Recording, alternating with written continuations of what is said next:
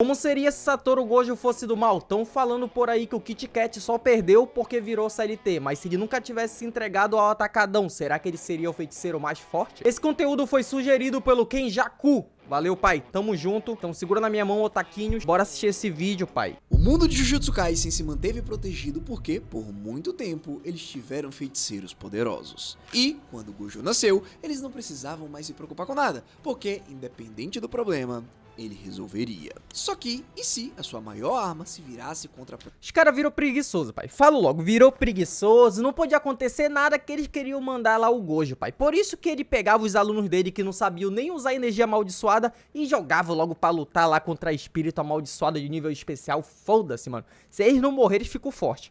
própria sociedade. E se, por algum motivo, o Gojo percebesse que não valia mais a pena seguir as ordens. Bom, é sobre isso que falaremos hoje. Então, fica comigo até o fim e vamos lá ver como que seria se Gojo Satoru se tornasse do mal em Jujutsu Kaisen. Para essa inversão funcionar de verdade, a gente precisa voltar para exatamente o mesmo evento que... Ixi, agora, mano, Sukuro Geto, quero saber essa linha do tempo. O Sukuro Geto falou mesmo que ele queria mudar o universo inteiro pra tornar o mundo só pra feiticeiros e que o Gojo seria capaz de fazer isso e ele não. Então bora ver aqui, pai. Espero que ele responda essa pergunta aqui pra nós e fale que seria capaz. Cara, isso é muito bravo, velho. Pensou uma expansão de domínio matando geral? Caralho! Quebrou o Geto no material original. O incidente do receptáculo de plasma estelar. A Mana Eriko morre, o Toji humilha o Gojo em uma das lutas mais épicas e os dois adolescentes assistem, ao vivo, civis comuns aplaudindo a morte de uma garota inocente só porque foi isso que uma seita religiosa mandou eles acreditarem. No mesmo original é o Geto quem absorve esse trauma e sai dali odiando os não feiticeiros para o resto da vida. Mas, nessa nossa versão, quem quebra é o Gojo. Porém, diferente do Geto que já vinha alimentando essa frustração ao longo de anos, o Gojo teria aberto a ferida durante esse incidente e ele sairia daquele lugar completamente diferente. O homem que possui o maior ego do mundo do Jujutsu tinha acabado de perder para um humano com restrição celestial, sem técnica nenhuma. E, pior do que isso, ele assistiu o próprio sistema que ele defendia tratar Ariko como peça descartável, e os superiores que ele sempre obedeceu simplesmente aceitaram aquilo como um sacrifício necessário. Geto no original olhou para aquela cena. Mano, incrível como é que eles tratam o maluco que tem a privação celestial como um cara muito inferior porque ele não tem Jujutsu, porque ele não enxerga maldições, porque ele não sabe controlar a energia amaldiçoada, sendo que o cara tem um buff absurdo, a própria Maki, mano. A Maki, velho, que era horrorosa, horrorosa. Vocês viram ela, quando ela pega lá o buff dela, pai. Puta que pariu, virou muito brava, virou o Tati Uchiha, tomar no cu, velho. Como é que os caras tratam o maluco assim, velho? Não é possível, não é possível. E passou a odiar a humanidade. Mas o Gojo aqui olhou para aquela cena e chegou em uma conclusão muito mais perigosa. O problema nunca foi só os humanos fracos. O problema é o sistema inteiro que trata gente forte como ferramenta descartável e dos fracos que mandam. Galera, agora pensa no peso extra que essa derrota carrega especificamente pro Gojo. Porque, diferente do Geto, que sempre foi talentoso quase tão forte, o Gojo cresceu a vida inteira sendo tratado como algo acima de qualquer comparação. Perder para o Toji não seria só uma derrota física, seria a primeira vez que a realidade provava com sangue que aquele garoto genial também podia ser ferido, controlado, quase morto por alguém disposto a pagar com o preço certo. E é exatamente esse tipo de trauma que cria a pior combinação possível dentro de uma mente tão poderosa quanto a dele. A certeza de que o sistema é podre, somada ao medo de que, se ele baixar a guarda por um segundo sequer, alguém vai aproveitar essa fraqueza para tirar dele tudo o que realmente importa. Esse medo, disfarçado de convicção moral, é o verdadeiro motor que empurra o Gojo para virar o tirano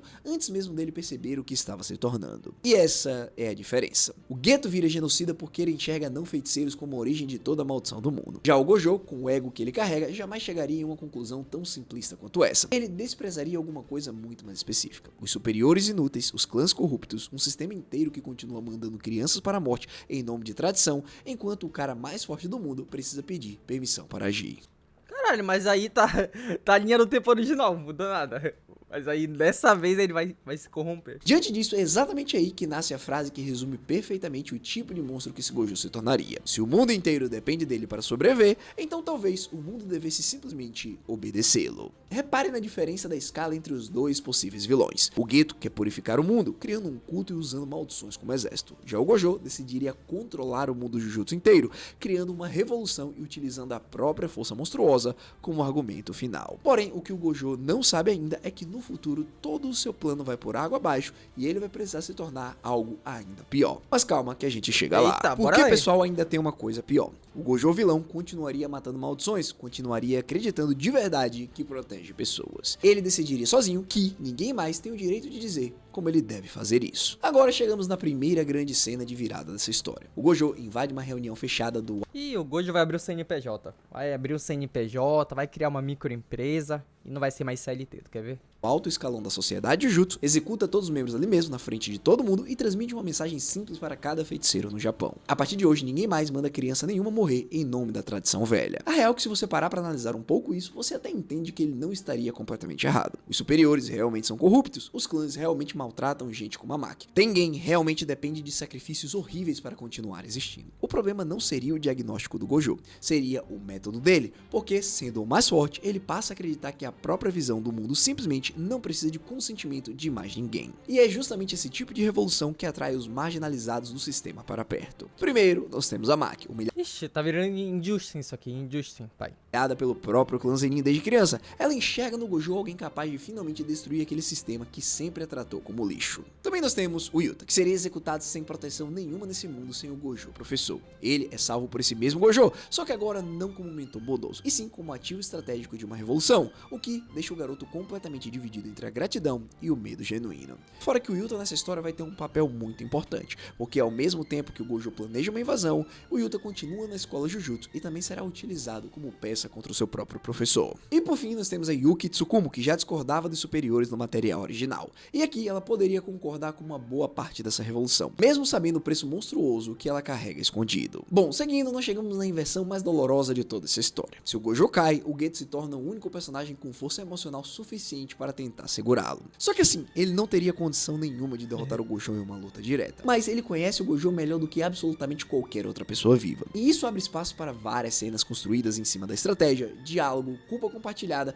e promessas antigas que os dois fizeram um para o outro ainda estudantes. Então, imagina a cena. O Geto encontra o Gojo logo depois de uma missão que terminou em caos completo. Prédios destruídos pelo poder do infinito, superiores mortos espalhados pelo chão, civis feridos gemendo de dor. Diante disso, o Geto, olhando aquilo tudo, pergunta baixinho quem exatamente o amigo dele ainda está tentando proteger. E o Gojo responde sem hesitar nem um mero segundo: todo mundo que ainda vale o esforço de ser salvo. É justamente essa resposta fria, quase administrativa, que mostra o tamanho do abismo que já se formou entre os dois. No original, foi o Gojo quem precisou matar o melhor amigo dele com as próprias mãos. Já nessa versão invertida, é o Geto quem precisa descobrir aos poucos se ainda sobrou alguma coisa de humano escondida dentro do monstro mais forte do Japão. Com isso, o tempo passa e as coisas vão se complicando até se tornar uma guerra de 3 facções completas. Que? O Geto vira do bem, pai? Ah, não. Ah, não. Achei que ia ser os dois melhores amigos lá, mano, matando os humanos e os bagulho, pai. Ah, não, velho. Isso não. Completamente diferentes, cada uma errada de um jeito específico. De um lado, nós temos o Gojo, querendo destruir a ordem antiga e construir uma sociedade Jujutsu nova, guiada abertamente pelos mais fortes. Do outro lado, nós temos os descendentes dos superiores que pertencem aos clãs. Pô, eu apoio o Gojo, vai ser a revolução. Viva a revolução, pai! Viva a revolução, Nacionais. Esse grupo está tentando manter o sistema exatamente do jeito que sempre foi, mesmo sabendo no fundo o quanto ele é podre. Por fim, também existe ainda uma terceira força silenciosa, o Kenjaku, manipulando o caos criado pelos outros dois lados para acelerar os próprios experimentos, alimentando o Kenjaku, pai, que foi empurrado pelo pai do Itadori. avanço da energia amaldiçoada rumo ao jogo do abate. E aqui que entra o detalhe mais cruel dessa guerra toda. O Kenjaku não precisaria enfrentar o Gojo diretamente, e muito menos precisaria selá-lo como ele fez no material original. Ele só precisaria fazer o que sempre fez de melhor, que é esperar o ego de um monstro virar combustível suficiente para os próprios planos dele darem certo sozinhos. Pessoal, repare como cada lado dessa guerra está certo sobre alguma coisa e completamente errado sobre a outra. O Gojo tem razão sobre a corrupção do sistema, mas vira autoritário. Os superiores querem manter a ordem, mas preserva uma podridão de séculos. E o Kenjaku quer evolução, só que trata absolutamente todo mundo como cobaia descartável dentro do próprio experimento. E agora pense como esse tipo de guerra muda completamente a história, porque não existe um único momento de alívio para o mundo. Cada aliança seria temporária, cada trégua esconderia um cálculo, e cada personagem secundário precisaria escolher um lado, sabendo no fundo que nenhuma das opções disponíveis é realmente segura. Mais pessoas morrem em cada confronto. O Japão é mergulhado em uma nova era da feitiçaria, não porque os feiticeiros são fortes, mas sim porque ninguém mais está a salvo. E pessoal, antes da gente chegar no erro que destrói tudo, precisamos falar de um detalhe importante. Nessa guerra, ninguém mais é só uma pessoa. Todo mundo vira uma peça de um tabuleiro, incluindo os mais jovens. Pega o Yuji como exemplo perfeito. No original, o Gojo impede a execução dele porque enxerga ali um garoto que merece uma chance de viver a própria vida antes de morrer. Nesse mundo invertido, o Gojo ainda salvaria o Yuji, só que por um motivo ainda bem mais frio. Ele enxergaria no receptáculo do Sukuna uma peça estratégica capaz de equilibrar a guerra contra todas as outras facções. O Gojo sabe que o Kenjaku está de olho no Yuji e sabe que o Sukuna pode ser problemático, mas ele tem segurança de que se o Kenjaku tentasse algo, ele poderia matá-lo em questões de segundos. Ou seja, o Yuji deixaria de ser protegido por compaixão pura e passaria a ser protegido porque carregar o Rei das Maldições dentro do corpo muda o equilíbrio de poder de qualquer conflito. Sabendo disso, o próprio Gojo sai em busca dos dedos e entrega para o Yuji, fazendo ele ir ganhando resistência aos poucos para que, em algum momento, a técnica do Sukuna ficasse gravada em seu corpo. Também, como eu disse no início, o Yuta vive um dilema ainda mais cruel dentro dessa guerra, pois sem o Gojo bondoso para guiar ele com carinho, os superiores decidem treinar o próprio Yuta como arma definitiva contra o antigo aluno mais talentoso que a escola Jujutsu já produziu. O garoto que deveria ter sido salvo pelo Gojo vira literalmente o projeto construído especificamente para matar o seu professor. Diante desse contexto, o Yuta é dividido entre o medo genuíno do que o antigo mentor se tornou e a gratidão que ainda carrega por ter sido resgatado da execução, se torna um dos personagens mais instáveis dessa história inteira. Exatamente o tipo de arma que pode virar para qualquer lado no momento certo. Caralho, será que o Yuta será capaz de ganhar o Gojo, pai? Aí eu não sei não, mano, o Gojo é muito forte, velho.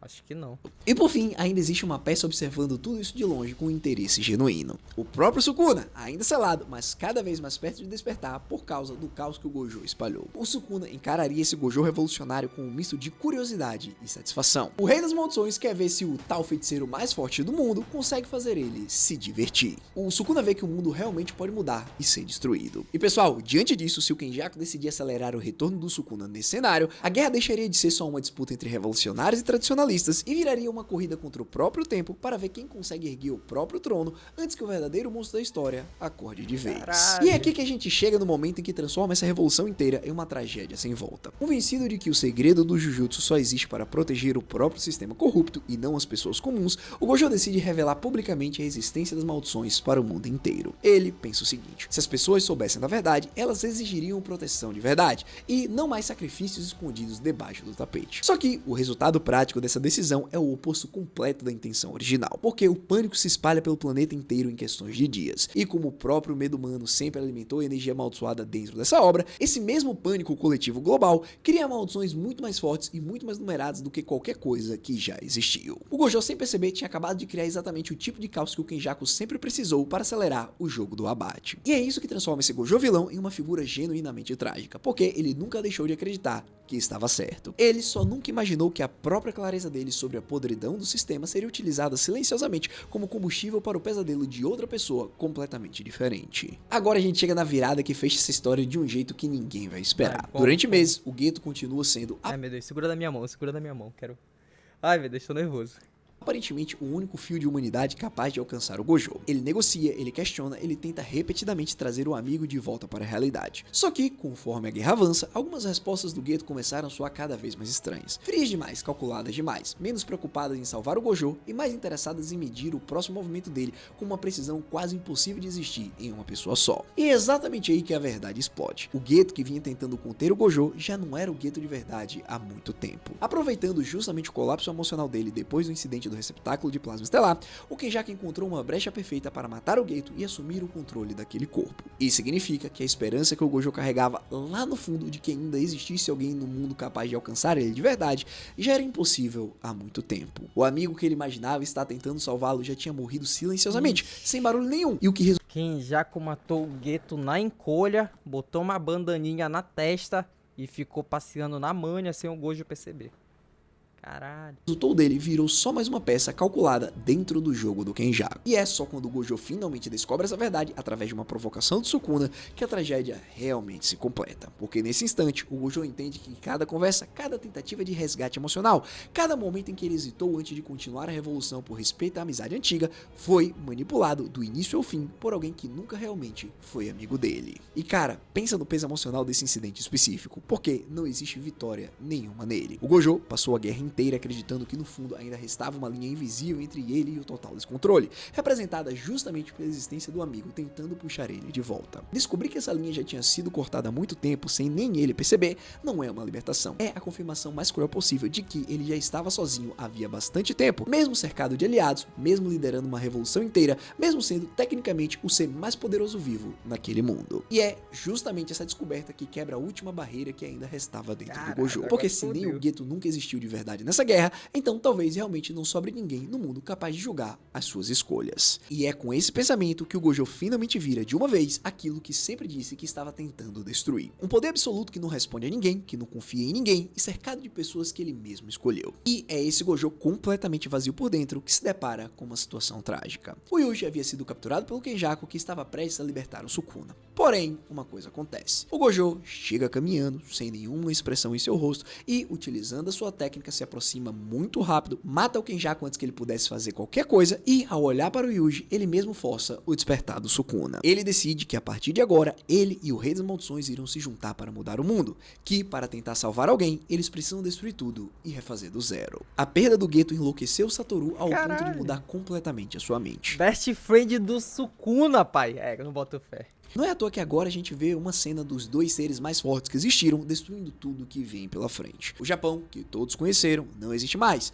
apenas caos e destruição. E, para evitar que alguém o impeça, o Gojo é forçado a matar todos aqueles que podem se opor a ele, incluindo o Yuta, que estava sendo treinado para ser um oponente digno. O Gojo pensa consigo mesmo e chega à conclusão que não deixaria ninguém que foi influenciado pela ideologia dos anciões sobreviver. A partir de agora, aquele era o seu mundo e todos tinham que se ajoelhar. Eventualmente, óbvio, Sukuna iria querer enfrentá-lo. Porém, como ele não está no corpo do Megumi, ele não tem uma Horaga, então eu acho difícil ele derrotar o Gojo, e no fim, o Yuji recuperaria o controle. Eita, calma lá com essas palavras, tá? Que eu ainda acho que o Sukuna, sem uma Horaga, ia bater muito de frente com o Gojo, talvez até ganhar, tá? Eu acredito muito nisso, pai. Não vem com as tuas teorias malucas pra cá não, pai. Por fim, como resultado de todas essas ações, nada restaria a não ser tragédia e destruição. E, infelizmente, ninguém nesse mundo conseguiria sorrir. Bom, pessoal, agora com vocês. Deixem nos comentários.